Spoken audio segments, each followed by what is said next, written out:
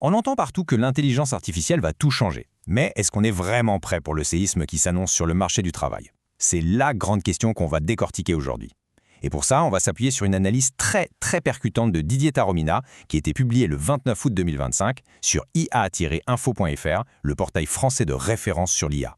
Je vous préviens, attachez vos ceintures parce que ce qui va suivre est assez radical. Alors, écoutez bien cette phrase, elle vient de Mo Gaudat. Et quand cet homme parle, on écoute. Pourquoi? Parce que ce n'est pas juste un observateur, c'est un acteur clé qui a vu cette révolution naître de l'intérieur. Et son message, il est sans appel.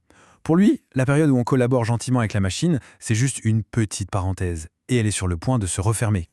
Et ça, ce n'est pas de la science-fiction, attention. Ce que lance Mo Gaudat, c'est vraiment l'alerte d'un initié, un avertissement qui vient de ceux qui sont aux commandes. Pour bien comprendre pourquoi il faut prendre son message très au sérieux, il faut savoir qui est Mo Gaudat.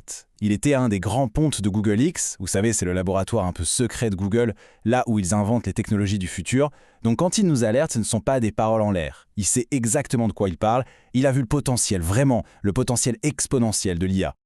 Et alors il donne une date clé, 2027, c'est pratiquement demain. D'après lui, c'est là que commencera ce qu'il appelle une dystopie à court terme. En gros, une période de transition qui s'annonce hyper douloureuse, un véritable enfer sur le plan social et économique. Et attention, ça pourra durer entre 12 et 15 ans. C'est énorme. Alors là, la question qui se pose, c'est qui est concerné? On a souvent tendance à se dire, bon, l'IA, c'est pour les tâches répétitives, moi, je suis tranquille. Eh bien, accrochez-vous. Mo Gaudat, lui, il balaye complètement cette idée reçue. Pour lui, c'est simple. Personne ne sera épargné. Et c'est là que ça devient vraiment inquiétant, parce que toutes nos certitudes volent en éclats. Regardez cette liste. Les développeurs, les architectes, et même les cadres dirigeants et les experts en stratégie. Tous ces métiers intellectuels, qu'on pensait totalement à l'abri, se retrouvent maintenant en première ligne.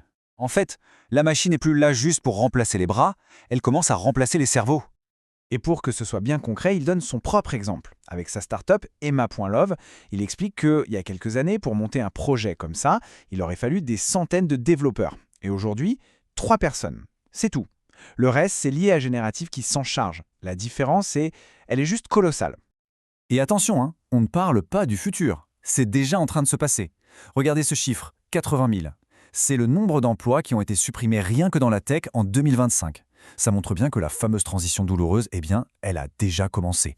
Et le plus fou, c'est que ça arrive au moment même où les investissements dans l'IA explosent. C'est paradoxal, non? Et en France alors, on est à l'abri? Pas du tout. Jetez un œil à ce graphique. Il montre l'évolution des offres d'emploi pour les développeurs entre janvier 2023 et juillet 2025. La chute est juste spectaculaire. On parle d'un effondrement de 80%. C'est énorme. La tendance de fond, elle est là, sous nos yeux, et forcément, ça plombe un peu l'ambiance dans le secteur du numérique. Parce que, vous vous en doutez, les conséquences ne sont pas juste économiques. Non, c'est bien plus profond que ça.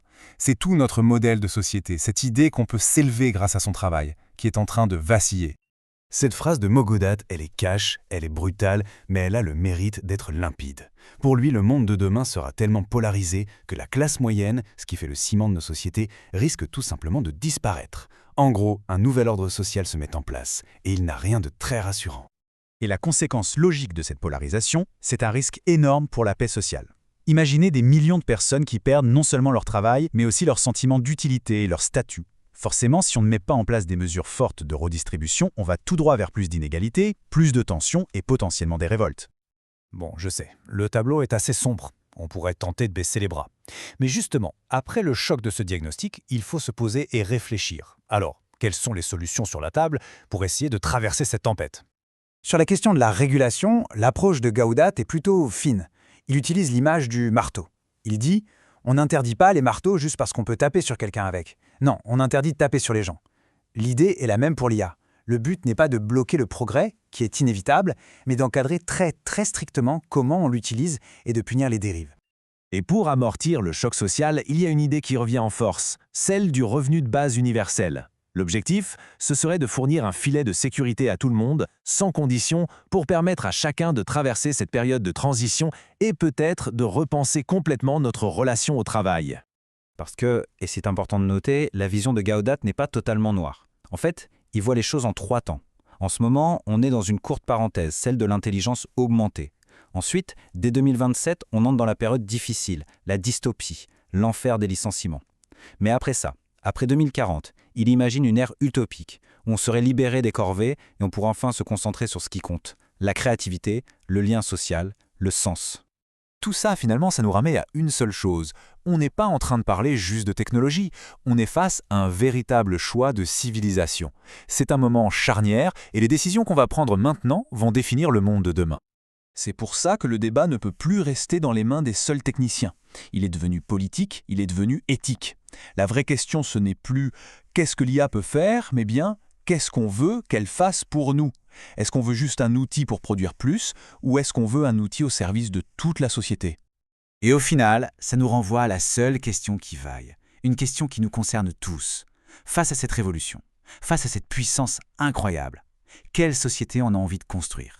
Ensemble, pour nous et pour ceux qui viendront après.